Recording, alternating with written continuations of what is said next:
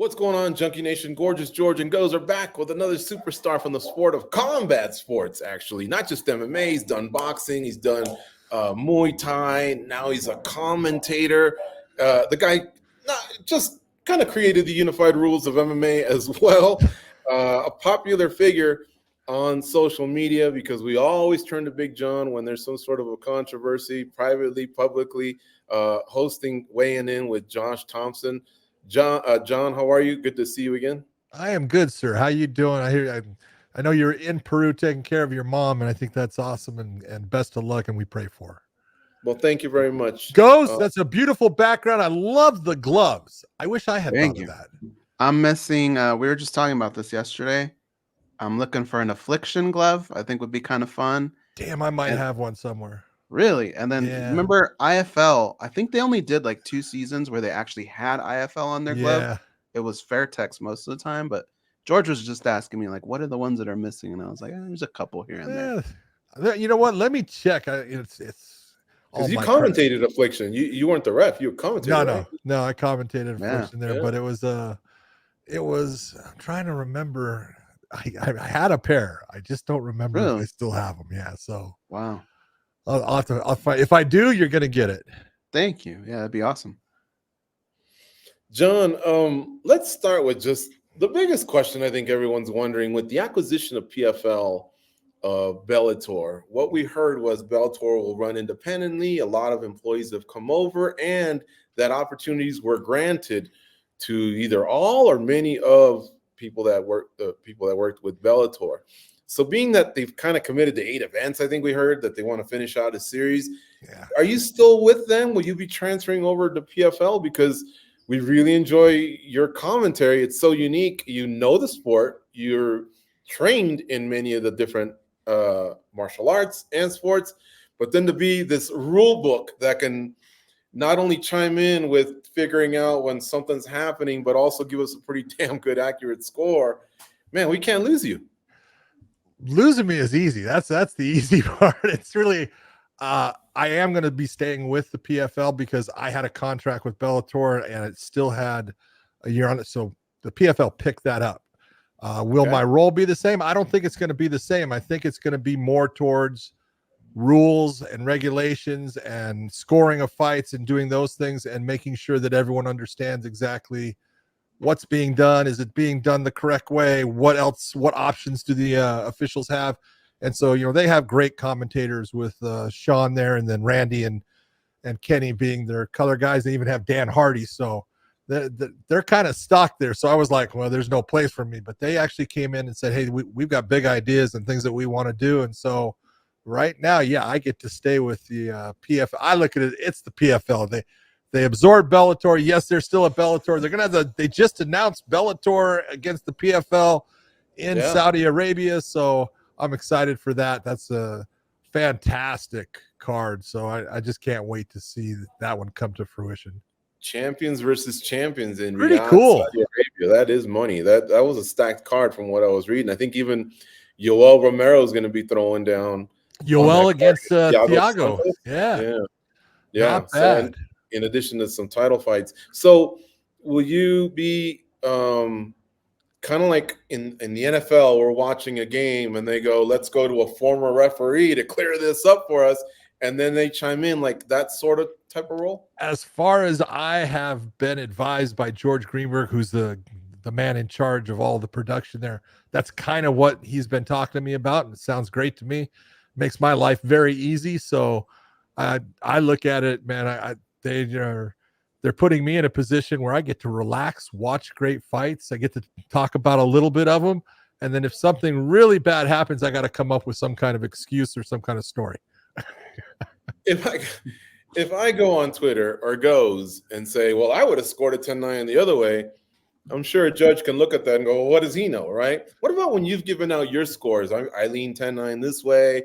At the end, because you're still homies with a lot of these guys and gals, have they ever, can you even be challenged? Have they had problems with your scores? Or you know what?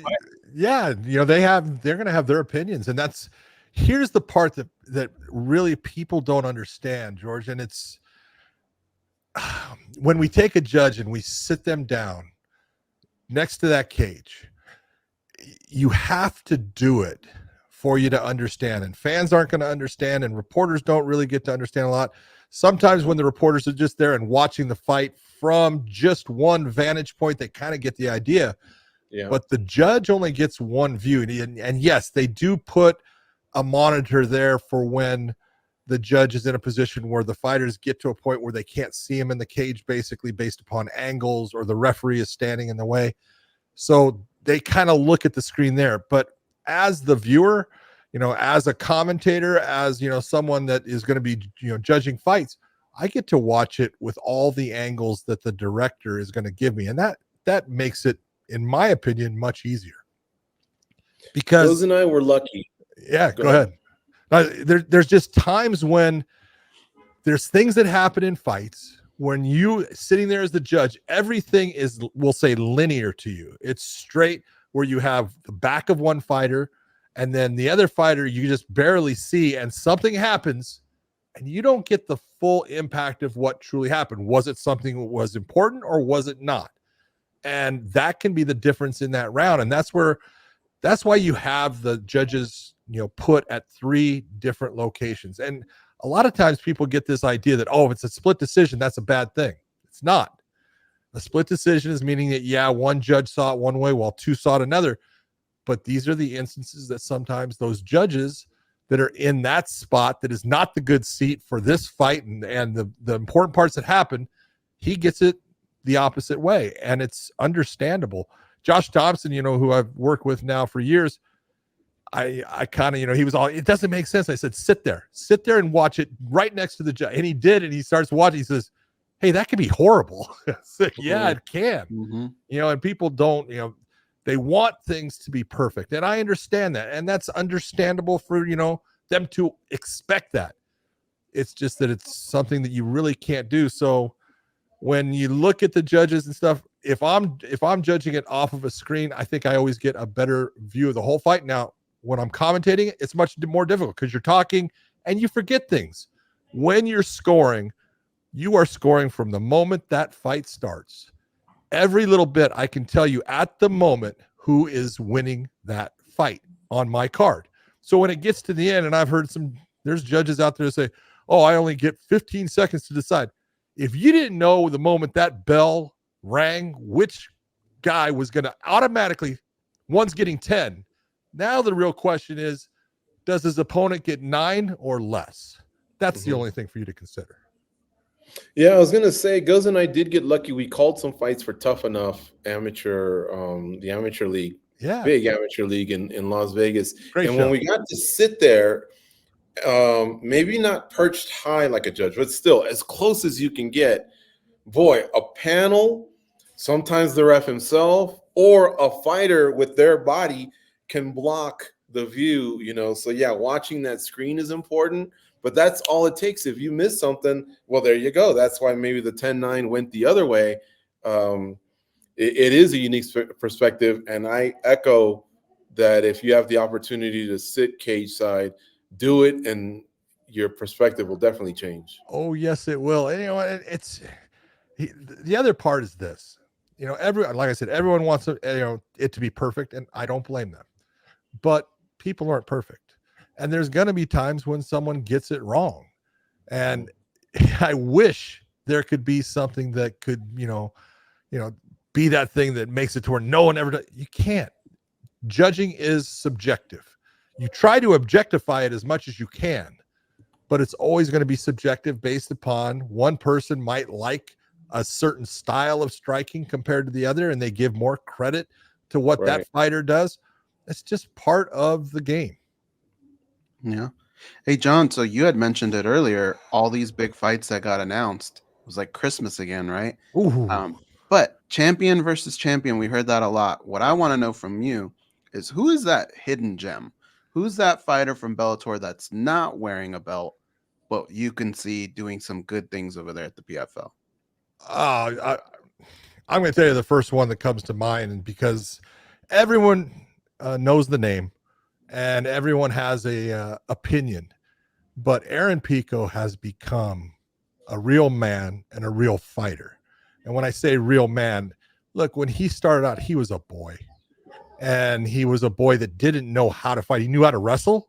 He knew how to box. He did not understand how to combine those two elements of his skill set that were so good in an MMA cage, and how to transition from one element to the next, and how to use the ground to his advantage instead of just controlling someone, how to do damage to him, how to actually work ground and pound. And because ground and pound, I love when people say, oh, he's just sitting there hitting him. Try it. Try to do it.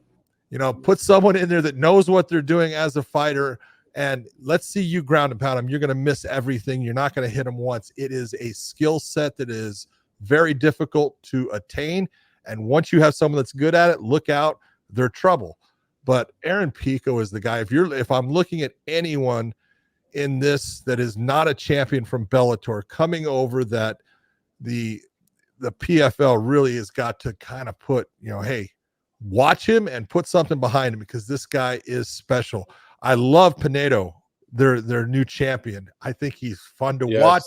He's exciting. He goes for it. And I almost wish it was Aaron Pico against Pinedo. And that's taking nothing away from Pitbull, but Pitbull is coming off of injuries. He had neck surgery. And so I would have loved to have seen Pico in that one. But, Aaron Pico is fighting. He's fighting, a great guy. And he is someone that people need to just stand by. He's still young. He's 27 years old. And he's going to be a champion. I guarantee it. Pico's fighting a great guy. He goes by the name of, or is it? He's on there. Oh, he's on there. I must have missed it. He's on there. Yeah. Yeah, he's got a fight. Who was he fighting? I'll take a look because I must have scanned quickly. I was seeing all the champions versus champions. I missed Pico. I thought John was kind of holding on to. Oh no, I'm being honest. I just saw the list. And I was like, I like Pico too. That guy works the body really nicely with his boxing, man. Oh my God. He goes to the body so well, and he's so good. His power is incredible. And so, he's Braga. Oh, Gabriel Braga. That's it. Yeah. Oh, is he the one that just lost his father? He's the one that just lost his father. Yeah. It was a really good fight. To that family, man. That looked like it hit the Brazilian community, the MMA community pretty hard. You look at things like that, and I knew his father, and it's amazing that all of a sudden someone's gone, and then you look at what it's about, and you go, come on, people, get a clue. I feel so bad for him, and I'm so sorry. Hey, John, I was watching the other day, obviously the UFC had their 30-year thing, and they did one of those round tables where they had all the guys from UFC 1, they're sitting there having dinner, and I'm watching it, right? And I'm thinking, wow, all the different representations of martial arts in there at one table at that time. And then I thought about the state of where we're at 30 years later. We're kind of doing it again, right? Like now it's the MMA guys going over to boxing, trying to go with these guys. We're seeing more cross training. There's karate combat. There's bare knuckle. It's kind of like we did a little bit of a loop. What do you think? What do you think, John, of the status of martial arts, mixed martial arts right now? Are you digging all these different types of ways to catch your combat sports? Do you wish it was just more MMA guys sticking to MMA, boxing sticking to boxing? What do you think of all that? I look at it two ways. First off, I love boxing, and obviously I absolutely love MMA, but I'm seeing too many MMA guys thinking that there's something at the end of the rainbow there for him in boxing. And I look at it and go, look, Francis Ngannou is a different type of athlete. Francis Ngannou is someone that can separate you from your consciousness by sneezing on you. And so, he's just a different athlete, but and he's an older athlete, but heavyweights are different.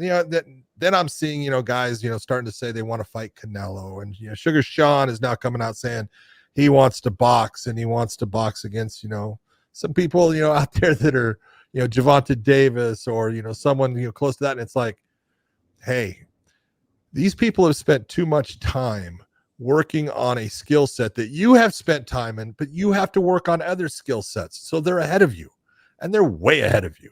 And so my father always used to tell me, don't play another man's game. Don't play another man's sport. Make him play yours. And it's the smartest thing if you want people to, see you perform your best. I always look at it. It's, I understand why the fighters are looking at doing this. It's money, but money's going to be there. And being the guy that can go through everyone in the sport of MMA is going to separate you and bring you that money. And, a lot of people are going to talk about, what fighters are making. When you're really good and you're that guy sitting at the top, you're going to make good money. You're going to make enough money that you're going to be happy with what you can put in the bank and set away for your family. So I would love to see guys stay, for the most part, stay towards what is your sport. Stay towards what you have worked your life to be very good at, because going the other way, the odds are definitely going to be against you. Mm-hmm. This particular card here that was just announced, I started thinking a little bit of back when WEC, when their fighters transferred over to the UFC. Yeah. And when we would interview fighters, the first fight felt like, even though I'm wearing UFC gloves and I'm in an octagon, in my mind, I'm still wearing those blue WEC gloves, because for a long time, UFC fighters didn't really give the props to the WEC fighters that maybe they deserved at that time. And that actually carried on for more than one fight. When we would talk to them, they felt like they still didn't feel like they were a part of the UFC yet. What do you think it's going to be like for these Bellator fighters? Do you feel like they're always going to have that Bellator in their heart and they're always going to be representing Bellator? Do you think after a while you just kind of just fades away and you're the new PFL guy? I think no matter what, when you look at, stepping into a different arena, and no matter what anyone wants to say, every Bellator fighter is going to be stepping into another arena because they're fighting for the PFL now. It's a different cage. That doesn't mean it's, a whole lot different. One was round, one's got 10 posts, 10 side thing, panels. Okay. Not a big difference. But what the difference is your comfort factor with the people. And everybody that has fought for the PFL knows all the people involved with the backstage, with the fighter operations and everything. Everything is comfortable for them because they've dealt with these people before. They know exactly what's, going to be asked. They know who to go to. And for everybody that's coming from Bellator, they don't know it. They know nobody except maybe that one or two people that are going to switch over and be there now with the PFL and Bellator. So they may recognize, one face, two faces, maybe three, but for the most part, it's going to be like going into a new promotion. And that's always something that you have to deal with. It's no different than anything else. A lot of people out there, it's no big deal. You see people walking into a new organization, and many times it takes them a fight or two to get on track. And that's just part of it. So that's the real difference that I see them having to make. I think that, the fact that there's now a bigger roster, it opens up that, the ability for them to have great matches against, fighters that they haven't seen before that are out there. But, you're always going to feel at home when you've been somewhere, done it with them, and you know exactly what to expect. And when that changes, it's always going to take you a couple of fights, 1 to 2, to start to feel more comfortable. John, I want to hear me out on this one, okay? Okay. When these guys finally meet up, will there be a little bit of home field advantage? Now, I'm not saying commentators are leaning one way, referees, judges, none of that. I'm not saying any of that. What I'm saying is you have fighters that, like you said, they've been through a PFL week. They know the staff. They know the environment. They put on the gloves. They know the feeling of it.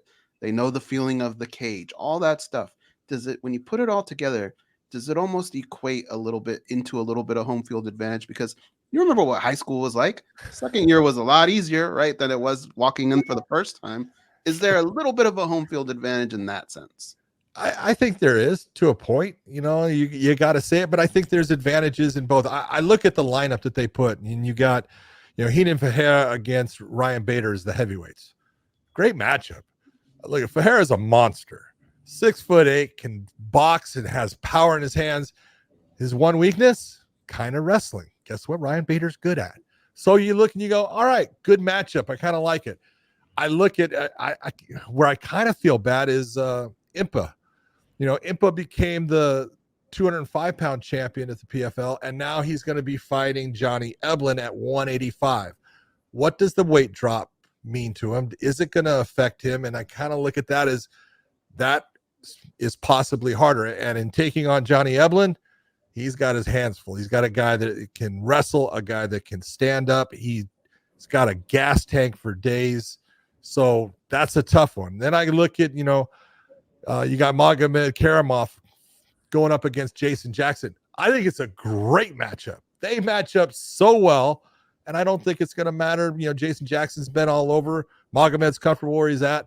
So I think in some instances, I see a little bit where I go, this guy kind of has the advantage. And in other ones, it goes the other way. So look, it's fighting. They're all going to go to Saudi Arabia. They're going to lace up the gloves and they're going to step in the cage and they're going to do battle. And that's what the sport's about. And you've got to put those other things to the side and make them not a distraction. That's your job as a professional. Big John, let me ask you something about judging.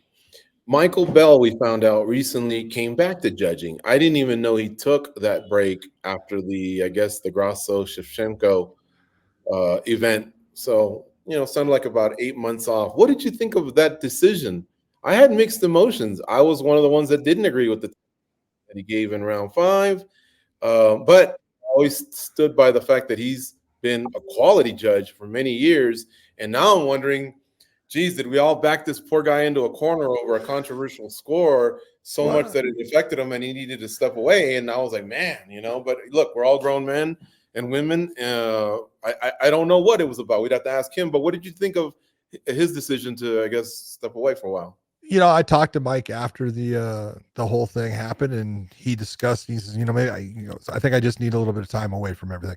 And he's saying that in many ways based upon, look, there's a lot of heat that comes with that scorecard and what occurred. And I understand, based upon talking to him, exactly how he got to it. Now, I was honest with him and told him, no, I didn't have that as at 10-8, and this is the reasons why. And I walked through it, but I can understand when you're there and under that moment, you're looking and you're trying to see the differences. And like I told you, Mike Bell, as soon as that round ends, he knows who's getting the 10. The question is, what is my person getting as far as a 9 or less? And in that one, I think he went just a step too far. He didn't reach the criteria that I would be looking for, or I would want another judge to be looking for, to be able to hand that score to Shevchenko in that moment. But, a lot of people felt that, he was making up he didn't like the score that he did earlier and he was trying to bring, that's bullshit. Look, he's done too many world title fights. He is a phenomenal judge, but he's human and he made a mistake. He was honest about it. One of the things that commissions don't want you doing, they don't want you talking. If you're the judge, they can't talk. So now when you're not talking and everybody else is, there it is. Oh, he did it on purpose. He's doing it all. And they come up with all these goddamn conspiracy theories. Mike Bell, the moment it happened, said, I fucked up. I screwed that up. I gave it too much. And this is what I was looking for. This is why, but it wasn't enough. And I made a mistake. What more can you ask for than someone that says, hey, I was wrong, and I'm going to work to fix it? And that's what he did over taking some time off. It was, hey, I'm going to go back to watching fights. And Mike Bell watches more fights than anybody out there that's a fan. Trust me. He's talking about fights. He's watching fights all the time to get the little things that he's going to give a decision to one fighter over the other. He's a phenomenal practitioner of the sport. He's a phenomenal person, and I'm glad to see him back. A lot of fans will say, this guy needs to step away, or this gal, or whatever. What I want to know from you is, like, you went in another direction. You had an injury and then a great opportunity to be a color commentator. So you're no longer reffing. Mike Bell took some time off. Mike Beltran had a health issue. Yes, he did. Is there a set of 10, 15 refs that we just, because you guys are more household names. So are there quality refs and judges that are coming up that can stand there and do the job when some of you move on to either retirement or other jobs or just move away from the sport? Are we in good hands in that regard?